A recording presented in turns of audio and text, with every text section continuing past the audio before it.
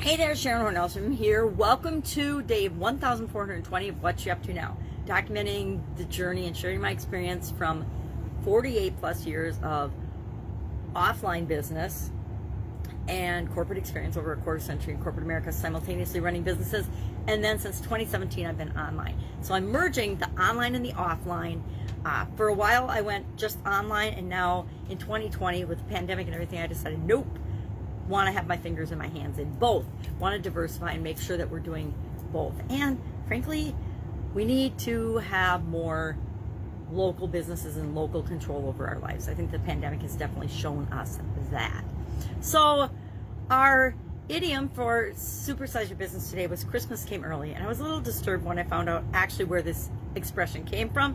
Everybody likes what it means, right? It means a happy surprise or a magical experience or an awesome gift or something that's unexpected but in a positive way. Well, that's not what the meaning is, and I'm not even going to share it here. If you care, you can Google it or check out Supersize Your Business today, and I shared it about halfway through the video. I think I finally got up the gumption to share where the heck it came from. It's one of those that's just like, really?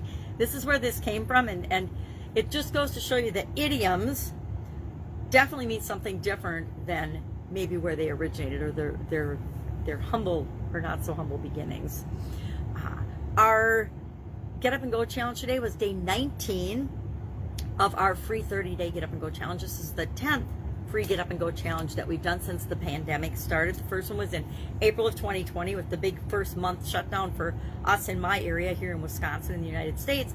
That was when we found out that it wasn't just going to be the 2 weeks in March that we were shut down, that was going to be at least a month, and then it got stretched out longer and longer and longer, and here we are still in 2021 with variants and all kinds of crap, and we still don't understand what's going on, and all the drama and trauma and misinformation and information and lack of or scientific evidence, whatever it all is, it's a big hodgepodge mess, and I think we can all agree on that. And if we can't agree on it, then you're obviously watching mainstream media, and you probably shouldn't be listening to me, because I do not listen to media or mainstream media. So I'm a big proponent in think for yourself, figure out what you need to do that's right for you and your life, and do that.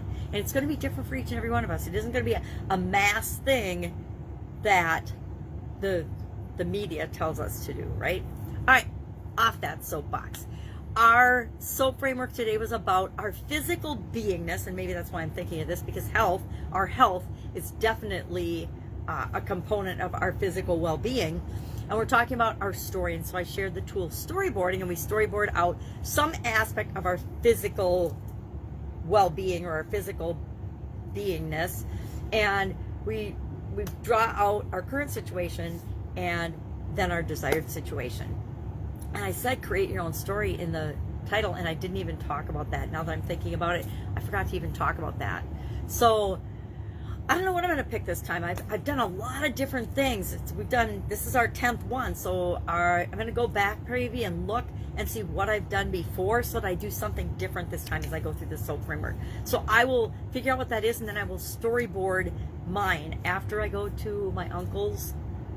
My uncle died at age 94 on his 94th birthday on November 25th, and we're having a celebration of his life today, this afternoon at noon. So I need to go to that. And it's also my nephew, my second nephew's birthday today, and I'm trying to think how old he is. He's in his late 30s. It's amazing that my nephews are that old. I was thinking he was about 30, and then I realized, oh no, my son turned 30 this year. So my nephew definitely isn't 30, because I think he's 5 years old. Oh, he's 35, because, okay, he's in his mid-30s. Shame on me for saying that. So he must be 35 today, because my son's 30, so he would be 35 today. Okay. Anyway, I need to wish him and give him a call too. So our annual challenge today was about becoming ourselves. I'm going to look it up because it was a pretty good one. It was from David Wiscott, and he says, you must begin to think of yourself as becoming the person you want to be.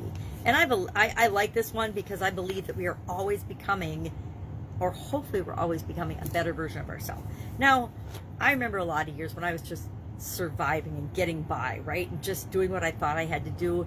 It wasn't about becoming a better version of myself or being the best version of myself or being a good I mean, I always wanted to be a good person, but it wasn't about being a better version of me. It was just about getting through life, right? Doing my job, paying the bills, raising my family, keeping my husband somewhat happy. Obviously that didn't work since I'm divorced, but you know, just doing the things that I thought society and the world expected of me. And it wasn't until after my sudden cardiac arrest in 2020 that I realized I was doing it all wrong, and that I really needed to be creating my own life and becoming an ever improving, continuous improving version of myself, and who I'm meant to be here on the planet, who I'm meant to be, and then how I'm meant to impact other people and the world. So that was our annual challenge today. We're sharing how are we focusing on becoming ourselves and a better version of ourselves.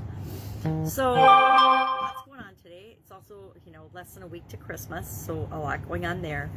If I can help you in any way, we're winding up the holidays and the year, please ask. Otherwise, I'll be with you tomorrow. You can direct message me if you're on Facebook. Otherwise, you can Google me, Sharon Horne-Ellstrom, and I actually come up on page 1, so you can find me pretty easily. Have an amazing day, and I will be with you tomorrow. Bye.